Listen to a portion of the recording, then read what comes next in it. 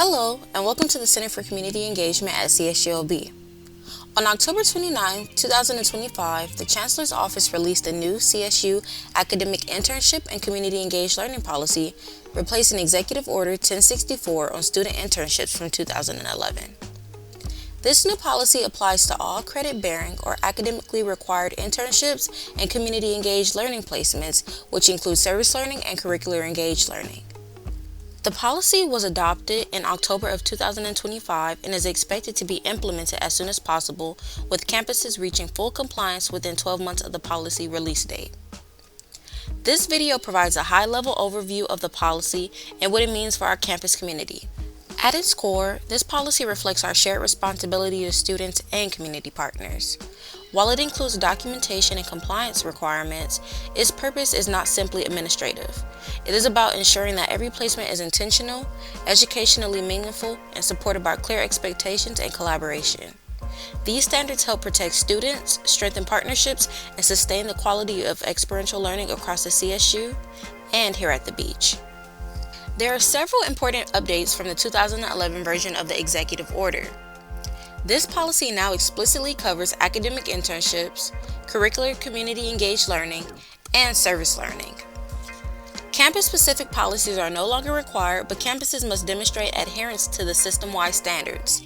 Currently, CSULB has both the service learning and academic internships policy. The policy also clarifies guidance related to virtual or remote placements, student employment-based internships, and the use of SafeClip and SPLIP insurance programs, pre-placement site assessments, student preparation, and documentation and tracking expectations. One aspect of the policy that provides further clarification is in regard to SafeClip and SPLIP. SafeClip, the Student Academic Field Experience for Credit Liability Insurance Program, is under this policy and protects the CSU, including faculty, students, and the learning site, when a University Learning Site Agreement also is in place. SPLIP, the Student Professional Liability Insurance Program, applies to licensure track programs such as allied health and teaching credentialing programs. Under this policy, the Chancellor's Office refers to this agreement between the university and the learning site as a University Learning Site Agreement, or ULSA. Here at CSULB, we refer to ULSA as a Student Field Placement Agreement, or SFPA. It is important to note that a signed agreement is required between the university and the learning site unless the student is a paid employee, and the agreement must include liability and indemnification language. It is also important to note that SafeClip only applies with written agreement. It is not required for W-2 placements. Some other key aspects of the policy include detailed definition of key terms for clarity and consistency, removal of the requirement for campus-specific policies, clarification around University Learning Site Agreements, or ULSA. Again, at CSULB, we refer to this as Student Field Placement Agreement, or SFPA, clarification around the CSU's release of liability waiver, descriptions of student placements, and a removal of the requirement for annual review of the policy. Before a student begins their placement, the policy requires documented pre-placement review. This means confirming that the experience offers meaningful educational value, appropriate supervision is available, and potential risks have been considered. For example, if a student is interning remotely with a marketing firm, a department might conduct a virtual meeting with a site supervisor and review the organization's material to confirm responsibilities and oversight. If a placement is in a healthcare or K-12 setting, additional requirements such as background checks, health clearances, or mandated reporter training may apply. While in-person site visits are encouraged, they are not always required. Alternatives such as documented virtual meetings or review of organizational materials may be sufficient. The goal is to ensure that every placement is thoughtfully reviewed before a student begins. At CSULB, the Center for Community Engagement works closely with departments to support this review process and help ensure documentation and agreements are in place prior to placement. Student documentation is another important component of pre-placement compliance. Each placement must include a clear position description or learning plan that outlines the student's objectives, responsibilities, and expected outcomes. This ensures alignment between academic goals and the work being performed. Students are also required to sign participation guidelines to acknowledge expectations for professional conduct, behavior, and their rights while representing the university and the community. Before beginning their placements, students must complete an orientation that covers conduct expectations, health and safety information, and emergency contact procedures. The Chancellor's Office provides an orientation checklist template to support this process. And for required placements, students must sign an informed consent and liability waiver. Together, these steps help ensure the students are informed, prepared, and supported before they begin their experiential learning experience.